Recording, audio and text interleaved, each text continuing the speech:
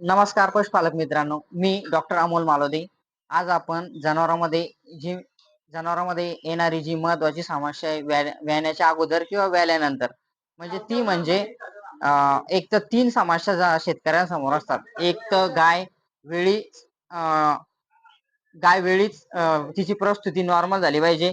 दुसरी म्हणजे तिचा जार किंवा वार एक 8 तासाच्या आत पडला पाहिजे.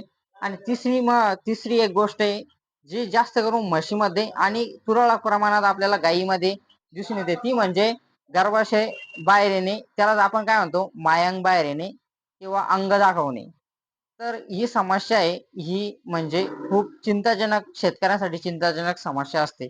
यामध्ये काय होतं, जे मायांग असतं ते गाय व्याण्याच्या अगोदर थोड्याफार प्रमाणात दाखवते, पण गाय व्याल्यानंतर तिला जो होणारा त्रास आहे, एकतर तिची प्रस्तुती होताना जो जास्त प्रमाणात कळ जर दिली तिने किंवा जोर लावला त्यावेळेस ती मायांग दाखवू शकते. त्यानंतर जर हायपोकॅल्शिमिया असेल, कॅल्शियमची कमतरता असेल, पोषण अन्न द्रव्याची कमतरता असेल, या कमतरतेमुळं ते प्रोलॅप्स बाहेर येताना आपल्याला दिसेल.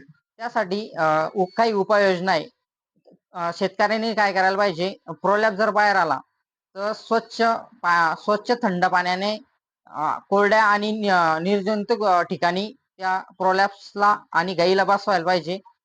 थंड पाण्याने पूर्ण क्लिअर, तिथं तो एरिया मायांचा भाग आहे पूर्ण क्लिअर करून साखर पाण्यामध्ये टाकून त्या मायांगला लावा, जेणेकरून तिला होणारा जो त्रास आहे, सुजन आहे, ती कमी होईल. आणि लगेच आपल्या जवळच्या पशुवैद्यकीय डॉक्टरला बोलून त्यावर डॉक्टर अँटीबायोटिक असेल, काही पेनकिलर असेल आणि कॅल्शियमची जर गरज असेल, कॅल्शियम फॉस्फरसची आवश्यकता असेल, तर डॉक्टर त्यांच्या पद्धतीने उपचार करून, जर आतमध्ये जर जास्त प्रमाणात इजा झालेला असेल तर जनावर कळ मारणे म्हणजे जोर मारणे थांबत नाही. त्यासाठी एक फ्युजन कंपनीची कोलिजन पी म्हणून बोलस आहे. यामध्ये फ्लुक्झिन मेग्लोमाइन आहे, त्यानंतर पिटोपिनान आहे, म्हणजे जे पोटात येणार आहे मुरडा आहे, आपण आपल्या ग्रामीण भागामध्ये मुरडा म्हणतो, म्हणजे जे कळ येणार आहे त्या कळ पूर्णपणे थांबतील. आणि या कळा काय होता, ज्यावेळेस डॉक्टर ट्रीटमेंट करून गेल्यानंतर त्या इंजेक्शनचा पॉवर संपला, पेनकिलरचा जे पेनकिलर आहे त्यांचा पॉवर संपल्यानंतर पुन्हा जनावर काय करतं, एक 8-10 तासानंतर कळ मारायला चालू करतं. म्हणजे जे मध्ये आतमधल्या भागाला इंजुरी झालेली असती ते कळ मारायला चालू करतं. त्यावेळेस आपण दररोज कोलिजन पी बोलस, मी अगोदर दाखवली तुम्हाला, कोलिजन पी एक बोलस सकाळ संध्याकाळ देऊ शकतो. त्यानंतर एक आयुर्लॅस म्हणून गोळ्या आहे, आयुर्वेदिक गोळ्या हर्ज, याच्यामध्ये अनेक वेगवेगळ्या प्रकारचे, जे मायांगाला आलेली मायांग दाखवते त्यावेळेस जे प्रॉब्लेम येतात, मायांग त्या जागेमध्ये थांबत नाही, ज्या जागेमध्ये थांबायचं, अंकुंजन पावायचं, त्याचं अट्रॅक्शन कॉन्ट्रॅक्शन आहे आतमधलं, ते न थांबल्यामुळं काय होतं, ती जनावर कळा मारणं थांबत नाही.